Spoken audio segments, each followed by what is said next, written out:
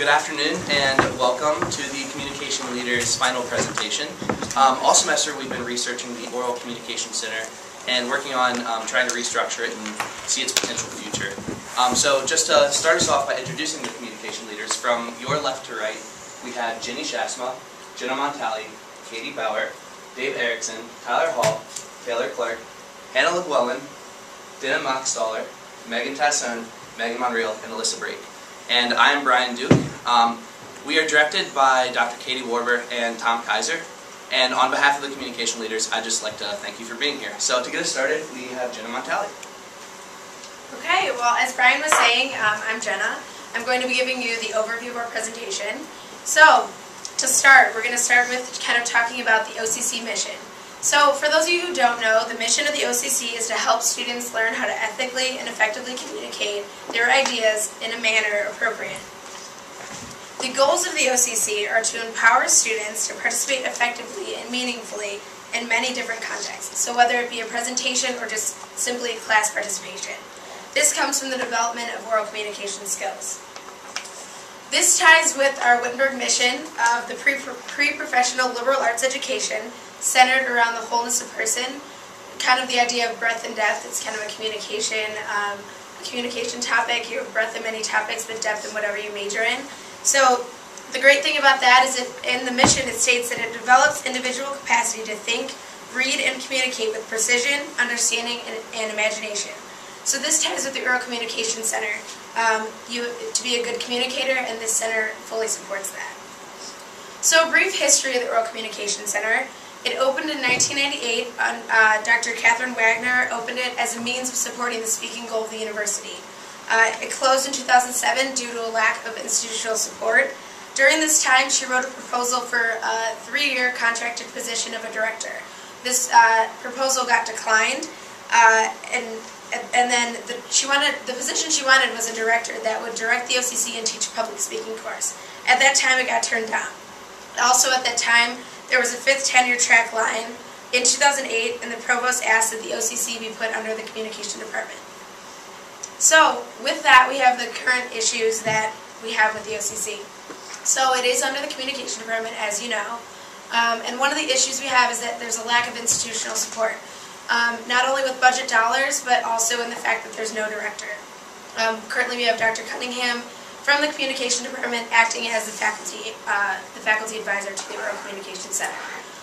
The Oral Communication Center is open from 7 to 11, Sunday through Thursday, so that's 20 hours a week, which is limited hours of operation, and Tyler will talk about that later. Also, the location, if you guys are not familiar, it's in the back of Thomas Library, so that's also another issue we'd like to speak about. And then the speaking goal, as Hannah will discuss later, integrating that into the education. Okay, so what we did from the start is we assessed the needs of the Oral Communication Center. We started with a faculty survey as well as a student survey that we handed out to students. So first we're going to talk about competitiveness, and Dave is going to discuss what WIT students need to have in order to be competitive with other schools in our conference. And then we're going to have Tyler talk about knowledge and resources. So we're going to talk about sort of the hours and the workers, and he's going to analyze the survey a little bit with that. And then we're going to have Taylor talk about the OCC as an independent resource, the value of it not only to the communication department but to all academic departments on this campus. And then we'll have Hannah talking about speaking skills, sort of this idea of an O-credit possibility, as well as integrating the speaking requirement into the first year experience. And then we'll have Dana talking about the administrative structure, so sort of the idea of what a director would look like for the Oral Communication Center, as well as the overview of the administrative structure. And then we're going to top it off with answering the question of, so now what? So what do you guys do with all of the research that we kind of came up with? And Megan's going to talk about recommendations for the future as well as currently. And with that, we have our thesis of our research, just so you can kind of know what our presentation is kind of going towards. In order to utilize the OCC to its maximum potential, the importance of oral communication skills among Wittenberg students across all academic disciplines needs to be supplemented with these changes to the current OCC structure. And with that, I'll pass it off to Dave, who's going to talk about competitiveness. As Jenna said, I will be speaking about competitiveness. Specifically, what competitiveness means is that students need to be competitive and competent upon graduation. Similarly, Wittenberg needs to be competitive in attracting students. We believe that there is a need for an oral communication center at Wittenberg University. Why we believe this is, one, two other comparable NCAC schools, DePaul and Allegheny, currently maintain an oral communication center of some sort. Secondly, Brenda Bertrand, director of the Foreign Language Learning Center, says that academic centers support first-year experience, help with retention and admissions, and help students succeed. Finally, according to Emily Driscoll of Fox Business, college graduates lack the necessary oral communication skills and it hinders them upon graduation. Experts say the only way to hone in these skills is through practice, and what better way to practice than through the OCC. In closing, we believe that we should not close the Oral Communication Center because of these reasons. Even closing it for 1 year would not be in Wittenberg's best interest because of the logistics of reopening are a nightmare in terms of time, money, stress, rebranding, etc. With that, I will pass it on to Tyler, who will speak about the need for convenience and knowledge.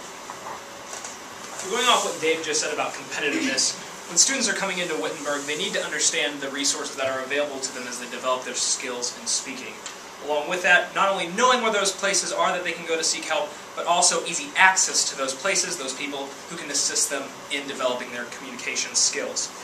With the current setup of the OCC, we've identified 3 key problems with knowledge and convenience of the center: inadequate spacing and location, insufficient hours and workers, and a minimized brand recognition across campus. By addressing these 3 concerns, we will create an understanding of the resource that is the OCC and enhance the understanding along with building confidence in students who utilize that space more often with improving these 3 areas. So first, let's look at location. Ideally, we want a centrally located place where students from any department, any dorm room, any housing around campus could access readily and easily. This involves accommodating the students' needs, as well as offering a space that is diverse and can accommodate students at any point of their presentation development. Solutions for these goals could be, 1, growing the current space and allocating for better signage so people can know where the OCC is located in Thomas Library, or we can move the location entirely to someplace that's more recognizable in spatial relations. We took a poll of 100 students around campus, and 15% said that they didn't know exactly where the OCC was located on campus, and how will they be able to use this place if they don't know where to go. 6% of students in the same survey said that a change in location would actually make them more willing to visit the space and utilize it more often. The faculty echoed the sentiment, saying 18.7% of those faculty interviewed said that the change would help them in requiring visits to the OCC to integrate more speaking measurement in their courses. We looked at some other schools that are comparable to Wittenberg. The general trends that we saw throughout these were proximity to academic buildings, so students know that as soon as they get the assignment, they see that place, they know that they have a resource available to them. Collaboration with other resource centers was also huge. Many of the centers were nearby either library sources or other resource centers such as writing centers, foreign language labs, and math workshops. Moves from places such as limited location recognition to more adequate locations also yielded higher traffic numbers for students visiting those places. For example, at Columbus State Community College, they started off quote-unquote in a closet, moved to the humanities building on campus, and saw a significant increase in those numbers. And a similar story here on our own campus, the Writing Center started off in the basement of this very building, Shovelin, and then has moved to its current location in the humanities department. And Mike can attest to this, we've seen increased numbers in the use of that space just from that location change alone. One other issue that we came across when looking at this was the idea of combining centers, and I know this has become a topic as of late. Dana will speak on this a little more later. Dana and Jenny visited the National Communication Association short course on communication centers and found some interesting results at a conference about combining all sources into one. There were challenges and problems associated with that. Dana will speak on that later, so suffice to say, we didn't consider that strongly here. As it is, we have that central location and the library resources available to us, but the signage and presence is poor at the OCC, and there's one-dimension utility as it is currently. The plan would be to gradually annex space and increase signage so students could visually see where the OCC is and use it more often, or to move it entirely. We think that Hollenbeck Hall, somewhere located in that building, would be the ideal location not only for proximity to other resources, but to the students who'd be utilizing that place most often.